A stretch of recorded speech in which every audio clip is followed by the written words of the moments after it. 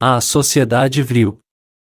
À primeira vista, a sociedade vril não deveria fazer parte de nosso assunto, que realça mais a política, mas ela é uma das sociedades secretas das mais interessantes que jamais existiu. É por isso que precisamos absolutamente mencioná-la. Não existe nenhum livro na Alemanha sobre essa sociedade vril e qualquer documento que poderia relacionar-se com esse nome, ou mesmo lembrar esse nome, foi muito bem subtraído pelos aliados. Mas como podeis ver, não foi tudo que desapareceu, e sinto um prazer todo particular em revelar aqui esse tema ao leitor. Com efeito, ireis verificar quais são os meios influentes não alemães que fazem questão de ocultar a verdade aos alemães. Karl Schoeffer fundou, antes de 1919, uma segunda ordem, os Irmãos da Luz, que tomou, mais tarde, o nome de Sociedade Vril. Nesta se encontravam também os Mestres da Pedra Negra, DHVSS, uma nova fundação dos Templários oriundos da Ordem Germânica de 1917, e os Cavaleiros Negros do Sol Negro, elite da Sociedade Thule da SS.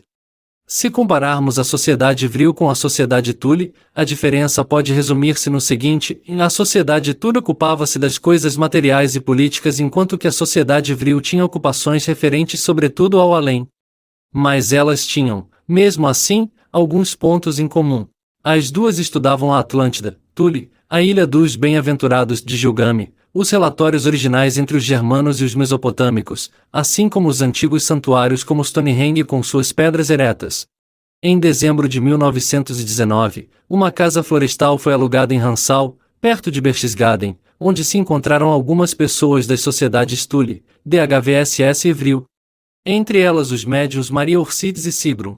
Maria tinha captado informações numa escrita secreta dos Templários, uma língua completamente desconhecida por ela, com precisões técnicas para construir um engenho voador.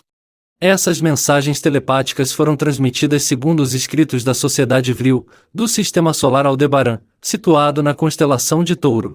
Gostaria, nesta altura de meu relato, de apresentar ao leitor um resumo das mensagens que foram recebidas durante anos pelos telepatas da Sociedade Vril e que constituíam a base das ações empreendidas por esta última.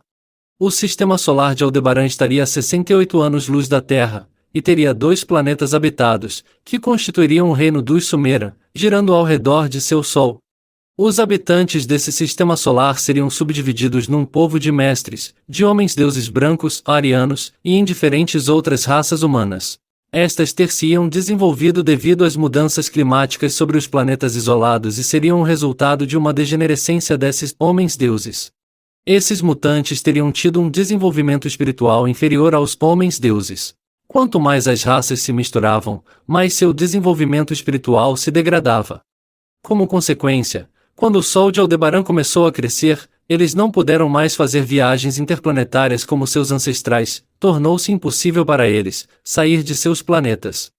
Foi assim que as raças inferiores, totalmente dependentes da raça dos mestres, teriam sido evacuadas em naves espaciais e levadas para outros planetas habitáveis.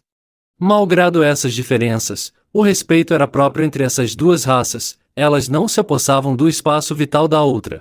Cada raça respeitava o desenvolvimento da outra, a contrariamente do que se passa entre os terrestres. A raça dos mestres, os homens-deuses brancos, teria começado a colonizar outros planetas similares à Terra há aproximadamente 500 milhões de anos, em seguida a expansão do Sol de Aldebaran e do calor crescente que disso resultou e tornou os planetas inabitáveis. Alguns dizem que eles teriam colonizado em nosso sistema solar primeiramente o planeta Malona, denominado também de Maldek, Marduk ou então Phaeton entre os russos, que teria existido, na época, entre Marte e Júpiter, onde hoje se encontram os asteroides. Em seguida, foi a vez de Marte, cujas grandes cidades piramidais e as feições marcianas bem conhecidas, fotografadas em 1976 pela sonda Viking, testemunham do alto nível de desenvolvimento de seus habitantes.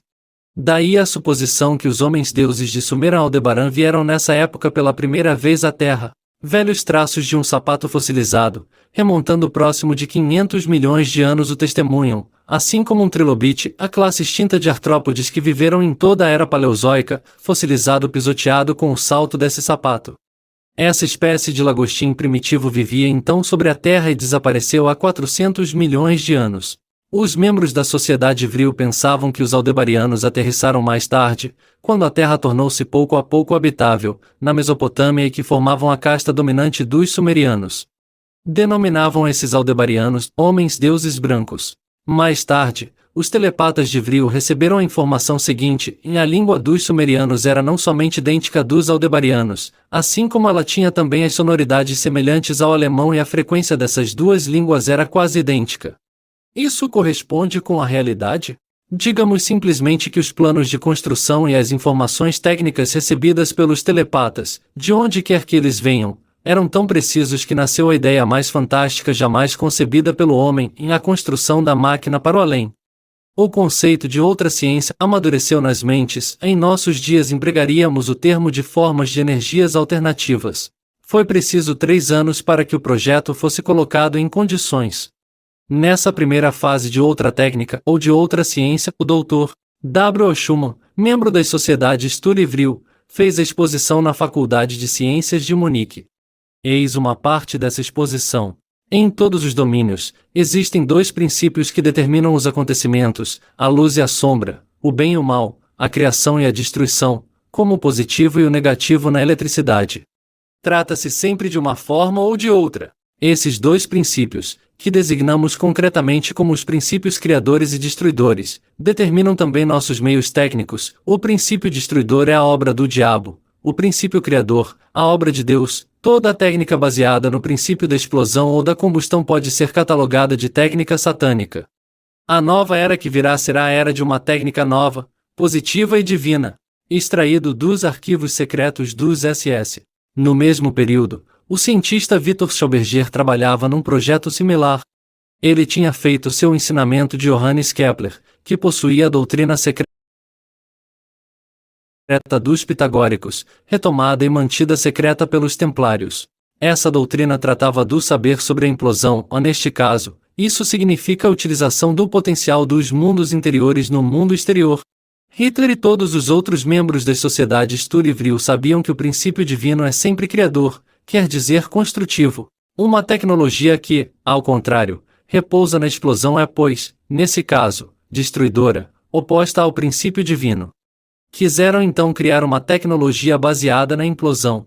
A doutrina da oscilação de Schauberger, o princípio da série dos harmônicos igual monocórdio, parte do saber sobre a implosão. Digamos mais simplesmente, implosão no lugar de explosão. Por meio das trajetórias de energia do monocórdio e da técnica de implosão penetra-se no domínio da antimatéria e dissolve-se, assim, a gravidade. A primeira nave em forma de prato foi construída no verão de 1922, sua propulsão era baseada na técnica de implosão, a máquina para o além. Ela compreendia um disco de 8 metros de diâmetro, alteado por um disco paralelo de 6,5 metros de diâmetro e tendo abaixo outro disco de 6 metros de diâmetro. Esses 3 discos tinham em seu centro um orifício de 1,80 metros de diâmetro, onde montaram um propulsor de 2,40 metros de altura. Embaixo, o corpo central terminava em forma de cone. Nesse cone havia uma espécie de pêndulo que tinha por efeito estabilizar o aparelho. Os discos inferior e superior giravam em sentido inverso para criar um campo de rotação eletromagnético. Não conhecemos o desempenho desse primeiro disco voador. Ele foi experimentado durante 2 anos antes de ser desmontado e guardado nas oficinas de Messerschmitt em Augsburg. Encontramos os auxílios financeiros para esse projeto nas contabilidades de diversas empresas industriais mencionadas sob o código JFM. É certo que o mecanismo Vril foi tirado da máquina para o além, mas ele foi classificado como o levitador Schumann SM. A princípio, a máquina para o além devia engendrar um campo extremamente forte ao redor dela e em sua vizinhança próxima, o qual fazia de todo o espaço circundante, nele compreendido da máquina e seus ocupantes, um microcosmo completamente independente de nosso cosmo. Por sua força máxima, esse campo seria totalmente independente de todas as forças e influências do nosso universo, tais como a gravidade, o eletromagnetismo, a radiação ou qualquer matéria. Ela podia mover-se à vontade em todos os campos gravitacionais sem que sentisse ou detectasse as forças de aceleração. Em junho de 1934, Victor Schauberger foi convidado por Hitler e pelos maiores representantes das sociedades Vril e Thule e trabalhou, daí em diante, em colaboração com eles. O primeiro OVNI alemão surgiu em junho de 1934. Foi sob a direção do Dr. W. Schumann que surgiu o primeiro avião circular experimental no terreno da fábrica de aviões Arado em Brandemburgo. Tratava-se do RFZ-1. Por ocasião de seu primeiro voo, que foi também o último, ele subiu verticalmente a uma altura de 60 metros, mas começou a dançar no ar durante alguns minutos. A empenagem Arado 196 que deveria guiar o aparelho mostrou ser completamente ineficaz. Foi com muito sacrifício que o piloto Lothar Weiss conseguiu pousá-lo no solo, escapar e afastar-se correndo, pois o aparelho começou a rodopiar como um peão antes de capotar e de ficar completamente em pedaços. Foi o fim do RFZ-1, mas o início dos engenhos voadores Vril. O RFZ-2 ficou acabado antes do fim do ano de 1934, ele tinha uma propulsão Vril e uma pilotagem por impulsão magnética. Seu diâmetro era de 5 metros, e suas características eram as seguintes: os contornos do aparelho ficavam sombreados quando ele tomava velocidade, e ele se iluminava com diversas cores, o que é bem característico dos OVNIs. Segundo a força de propulsão, ele ficava vermelho, laranja, amarelo, verde, branco, azul ou violeta. Ele pôde funcionar, e o ano de 1941 reservou-lhe um destino notável. Foi utilizado como avião de reconhecimento de grande distância durante a Batalha da Inglaterra, pois averigou-se que os caças alemães Standard Mi-109 eram inadequados para voos de reconhecimento transatlântico devido ao seu pequeno raio de ação. Ele foi fotografado em fins de 1941 no alto do sul do Atlântico, quando se dirigia para o cruzador auxiliar Atlantis, que se encontrava nas águas da Antártica. Ele não podia ser usado como avião de caça pela seguinte razão: devido à sua pilotagem por impulsão, o RFZ-2 não podia efetuar mudanças de direção a não ser de 90 graus, 45 graus ou 22,5 graus. É inacreditável, irão pensar alguns leitores, mas são precisamente essas mudanças de voo em ângulo reto que caracterizaram os OVNIs. Após o sucesso do pequeno RFZ-2 como avião de reconhecimento de grande distância, a sociedade Vril dispôs de um terreno de experimentação em Brandemburgo. O caça Vril, um disco voador equipado com armas leves, voava no fim do ano de 1942. Ele tinha 11,5 metros de diâmetro, possuía uma cabine e uma propulsão por levitação Schumann e uma pilotagem por impulsão de campo magnético. Atingia velocidades de 2.900 a 12.000 km por hora, podia realizar em plena velocidade mudanças de voo em ângulo reto sem prejuízo para o piloto, não estava submisso às condições atmosféricas e estava perfeitamente apto para voar no espaço. Construíram 17 exemplares do Vril 1, houve também diversas variantes com 2 assentos, munidos de uma cúpula de vidro. No mesmo momento, um projeto V-7 surgiu. Muitos discos voadores usavam esse nome, mas tinham uma propulsão por reatores convencionais. Foi graças a Andreas Epp que o RFZ-7 foi criado. Ele combinava um disco voador por levitação com essa propulsão por reação. A equipe de Scriver Abermou e aquela de Miete Beluso participaram da sua elaboração. Ele tinha 42 metros de diâmetro, mas fracassou por ocasião de uma aterrissagem em Spitsbergen. Nos arredores de Praga, fizeram entretanto, mais tarde, uma foto de um RFZ-7 construído do mesmo jeito. Segundo Andreas Epp, ele deveria ser equipado com ogivas nucleares e deveria bombardear Nova York. Em julho de 1941, Scriver e Abermou construíram um avião circular que decolava na vertical, movido por uma propulsão por reação, mas que tinha, entretanto, graves perdas de força. Desenvolveram portanto outro peão volante a eletrogravitação com uma propulsão a taquions, que teve melhor resultado. Depois foi a vez do RFZ-7T, construído por Scriver, Abermou e Beluso, que também funcionou maravilhosamente. Mas comparados com os discos Vril e Alnebu, os discos voadores V-7 eram como brinquedos de crianças. Até mesmo no meio dos SS encontrava-se um grupo que trabalhava para a produção da energia alternativa.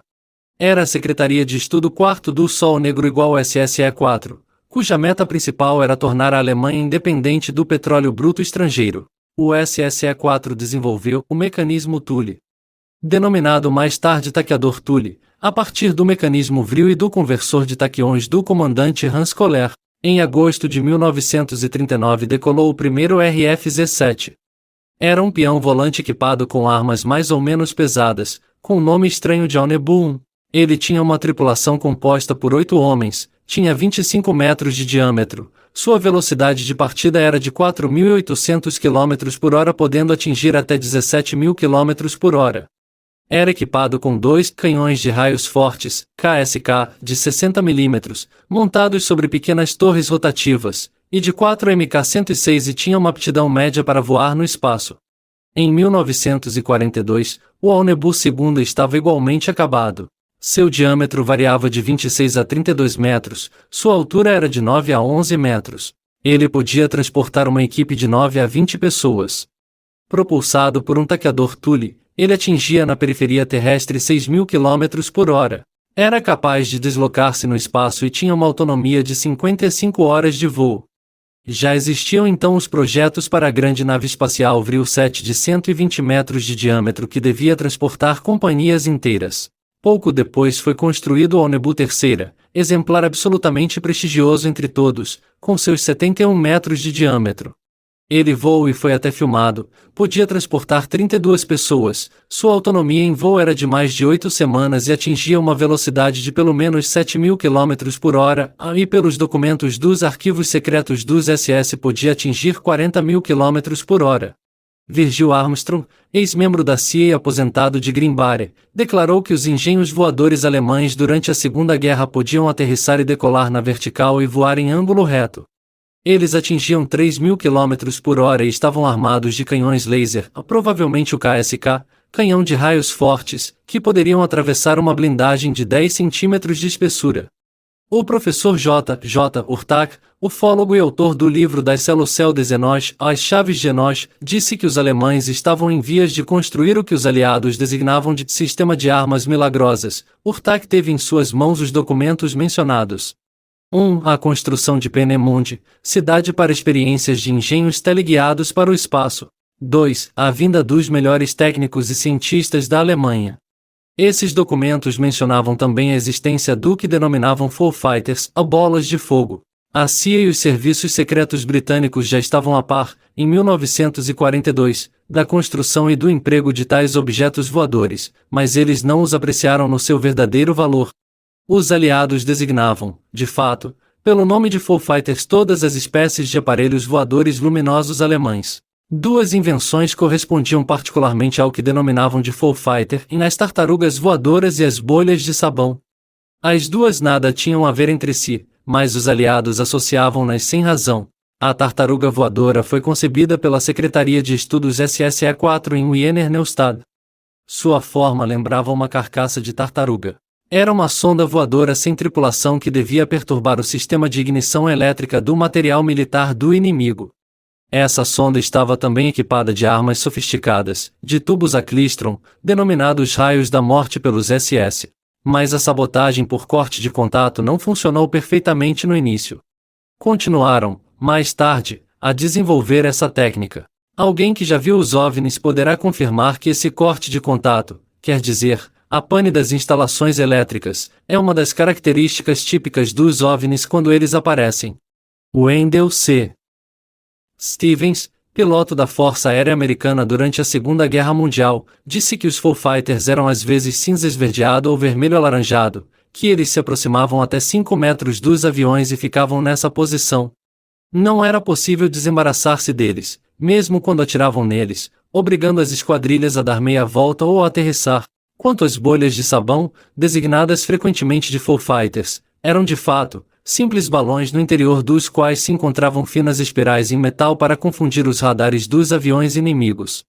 Sua eficácia provavelmente foi mínima, posto à parte o efeito de intimidação psicológica. No início do ano de 1943, lançou-se o projeto de uma astronave em forma de charuto que deveria ser construída nas oficinas do Zeppelin. Era o aparelho Andrômeda, 139 metros de comprimento. Ele devia transportar várias naves espaciais em forma de prato para voos interestelares de longa duração. Uma reunião importante da Sociedade Vril teve lugar próximo do Natal de 1943 em Kober, estação balneária no Mar do Norte, a qual assistiram os médios Maria e Sigrun. O assunto principal tratava do empreendimento Aldebaran.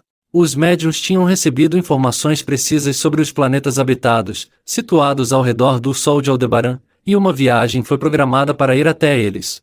Em 2 de janeiro de 1944 Hitler, Himmler, Kunkel e Schumann, a estes dois da Sociedade Vril, encontrarão-se para falar desse projeto Vril. Eles queriam dirigir-se, com o auxílio de uma grande astronave, o Vril 7, para Aldebaran via um canal dimensional. Segundo Ratofer, o primeiro ensaio em voo num canal dimensional teria acontecido no inverno de 1944. O aparelho teria evitado por um triz um desastre. Pelas fotos do Vril 7, tomadas após seu retorno, disseram que ele havia viajado durante um século. O revestimento exterior das cabinas parecia muito usado, e ele estava estragado em muitos lugares.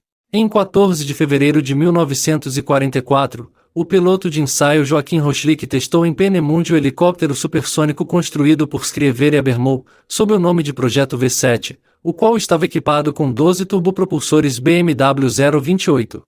Sua velocidade de decolagem vertical era de 48 km por hora, ele atingia uma altura de 24.200 metros e sua velocidade em voo horizontal era de 2.200 km por hora. Ele podia ser propulsado também por uma energia não convencional.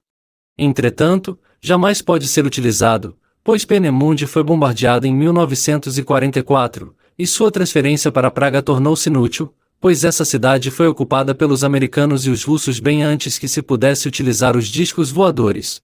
Logo que ocuparam a Alemanha no início de 1945, os britânicos e os americanos descobriram, entre outras coisas, nos arquivos secretos dos SS, fotos do Alnebu II e do Vril 1 assim como também do aparelho Andrômeda. Em março de 1946, o presidente Truman fez com que o Comitê da Frota de Guerra dos Estados Unidos desse permissão para reunir o material alemão para que eles pudessem experimentar essa alta tecnologia. Cientistas alemães, trabalhando secretamente, foram enviados aos Estados Unidos, fazendo parte do quadro da Operação Paperclip. Tomavam parte nesse grupo Victor Schauberger e Werner von Braun. Breve resumo das construções que deviam ser produzidas em série. O primeiro projeto foi conduzido sob a direção do professor Dr. W. O. Schumann da Faculdade de Ciências de Munique. Foi nesse conjunto que teriam sido construídos, no início de 1945, 17 discos espaciais voadores de 11,5 metros de diâmetro, que teriam realizado 84 ensaios de voo. Eram eles que foram denominados os caças Vril 7 com o nome de Odin. Teriam decolado de Brandemburgo para Aldebaran, em abril de 1945. Após terem feito explodir todo o terreno de ensaios, conduzindo uma parte dos cientistas do Projeto Vril e os membros da Loja Vril. O segundo projeto foi levado pela Secretaria de Estudos IV dos SS, que fez construir, até o início de 1945, 3 tipos de peões espaciais de diferentes tamanhos em formato de sino. O Alnebu I, com 25 metros de diâmetro e 2 exemplares, testado 50 vezes, a velocidade de voo por volta de 4.800 km por hora. 2. O Alnebu II, com 32 metros de diâmetro e 7 exemplares, testados 100 vezes, a velocidade de voo perto de 6.000 km por hora. Foi previsto, de fato, construir o Alnebu II em série. Uma oferta teria sido feita pelas firmas de aviões Dornier e Junkers. No fim de março de 1945, Dornier pegou o contrato. O nome oficial desses pesados peões voadores teria sido do STRA, a Dornier Estratosférico. 3. O Alnebu III, com 71 metros de diâmetro, um só exemplar construído, voou pelo menos 19 vezes, a velocidade de voo perto de 7.000 km por hora. 4. O aparelho Andrômeda, astronave de 139 metros que podia receber um Alnebu II, 2 Vril 1 e 2 Vril 2. Ele ficou estacionado como projeto. Existem ainda documentos atestando que o Vril 7, versão grande modelo, foi terminado no fim de 1944 e que, após os ensaios, ele fez alguns voos que não ultrapassaram a órbita terrestre e foram mantidos em segredo. 1. Aterrissagem perto do Lago Montsee em Salzkammergut com ensaios de mergulho para verificar a resistência à pressão na fuselagem. 2. O Vril 7 provavelmente estacionou na Fortaleza dos Alpes de março a abril de 1945 por razões de segurança e por motivos estratégicos. De lá ele voou para a Espanha, onde personalidades importantes do Reich haviam se refugiado, para conduzi-los para a América do Sul e para Neuschwabenland, a explicações logo após, e colocá-los em segurança nas bases secretas que os alemães haviam construído fora da Alemanha durante a guerra. 3. Logo depois, O Vril 7 teria decolado secretamente para o Japão, mas nós nada mais sabemos. O que aconteceu com as naves espaciais após a guerra? Não podemos excluir uma produção de uma pequena série de Aonebu II. As diferentes fotos dos OVNIs que, após 1945, mostram construções tipicamente alemãs dão-nos o que pensar. Alguns dizem que uma parte dos engenhos afundaram no Lago Mondsee na Alta Áustria, outros pensam que eles teriam sido enviados para a América do Sul, onde foram transportados em peças desmontadas.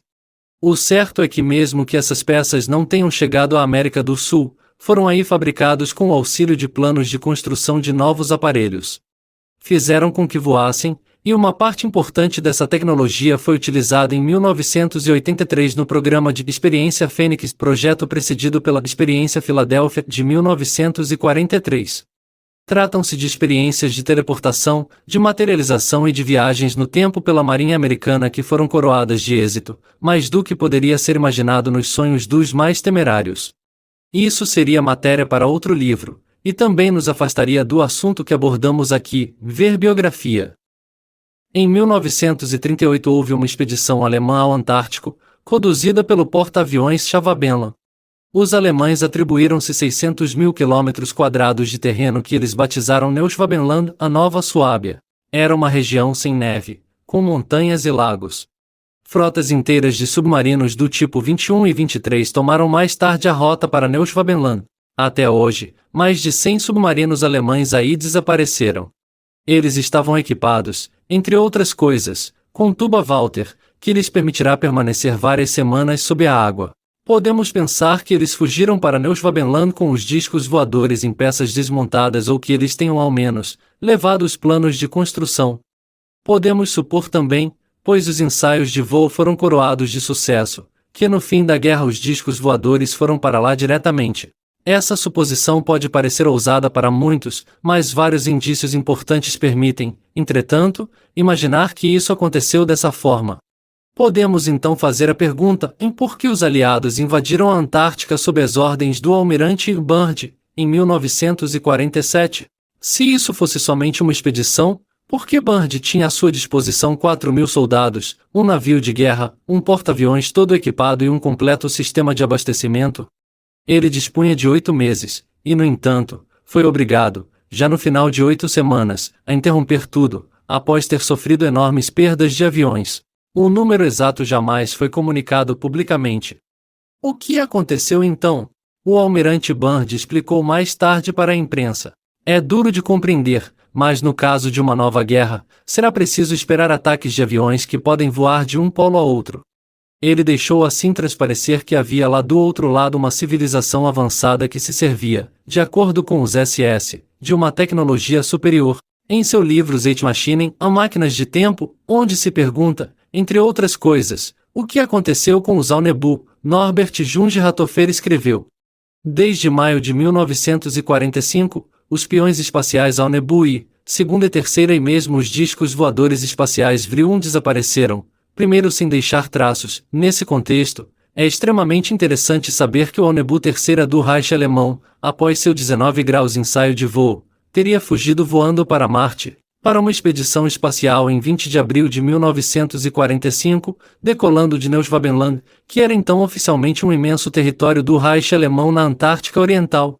O que resultou disso, nós não sabemos. Um ano mais tarde, em 1946, numerosos objetos luminosos de origem desconhecida, mas fabricados indubitavelmente de forma artificial, foram vistos acima da Escandinávia e provocaram um grande alarme nos aliados no Oriente e no Ocidente. Novamente, um ano mais tarde, em 1947, e até nos nossos anos 50, objetos voadores luminosos surgiram acima da América do Norte em crescente número. Eles eram pilotados, isto é certo, por seres inteligentes, eram frequentemente redondos, em forma de disco ou de um sino, eram também às vezes objetos voadores não identificados em forma de charuto, os quais são denominados OVNIs. Existem autores que dizem que esses OVNIs não se assemelhavam, em regra geral, aos fabricados pelo Reich alemão. Sobre esse ponto minha opinião diverge.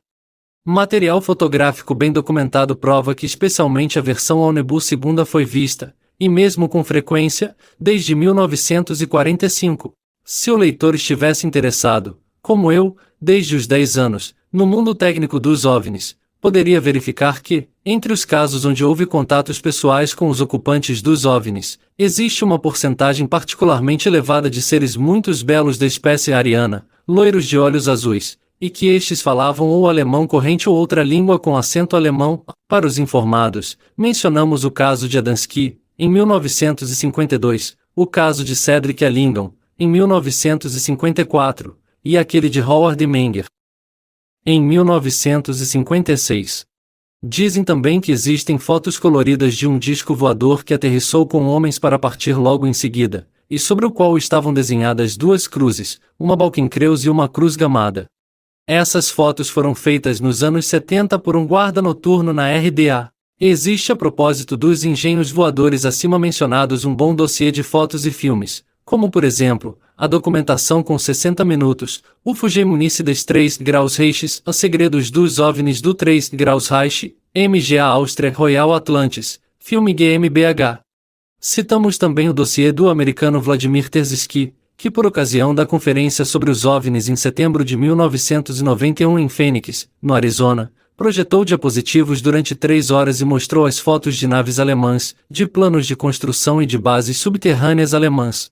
O livro do comandante da aeronáutica italiana Renato Vesco é também muito interessante, assim como aquele de Rudolf Lussar em Die deutschen Waffen und Waffen des Zweiten Weltkrieges und ihre Weiterentwicklung, as armas alemãs e as armas secretas alemãs da Segunda Guerra Mundial e seu desenvolvimento ulterior, J.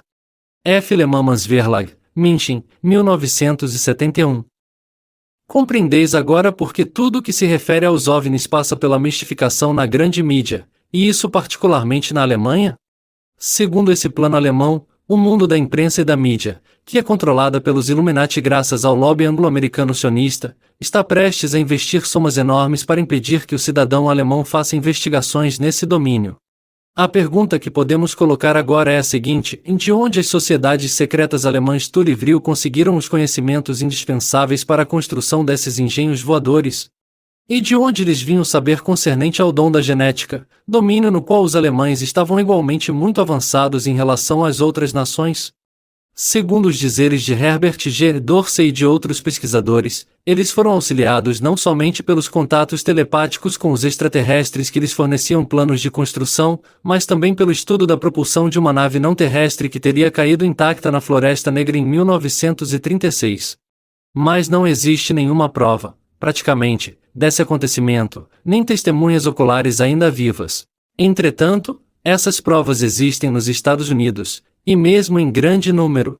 Na mesma época, os americanos registraram uma série de objetos que se arrebentavam no solo, o que não pode se manter completamente oculto. Falaremos disso mais tarde. Voltemos à política. Durante o tempo que I.G. Farben sustentou Hitler, seu parceiro de cartel, a Standard Oil, a Rockefeller, organizava o povo contra os nazistas. Assim também, a Ford Motor Company fabricava armamentos militares para o exército americano, mas produzia, ao mesmo tempo, na Alemanha veículos militares para os nazistas. Ford e Opel, a filial da General Motors que é controlada por J.P. Morgan, eram os 2 maiores fabricantes de carros na Alemanha de Hitler. Não importa qual vencedor, as multinacionais eram, desde o início, vencedoras. É segundo esse mesmo princípio que muitos empreendimentos trabalhavam durante a Segunda Guerra Mundial, porque nada disso consta nos livros escolares ou nas enciclopédias.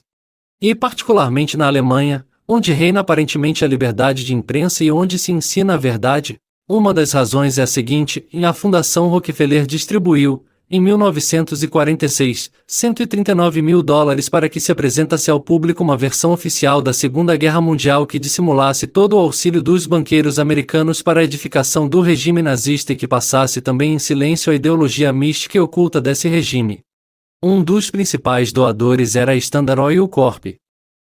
de Rockefeller.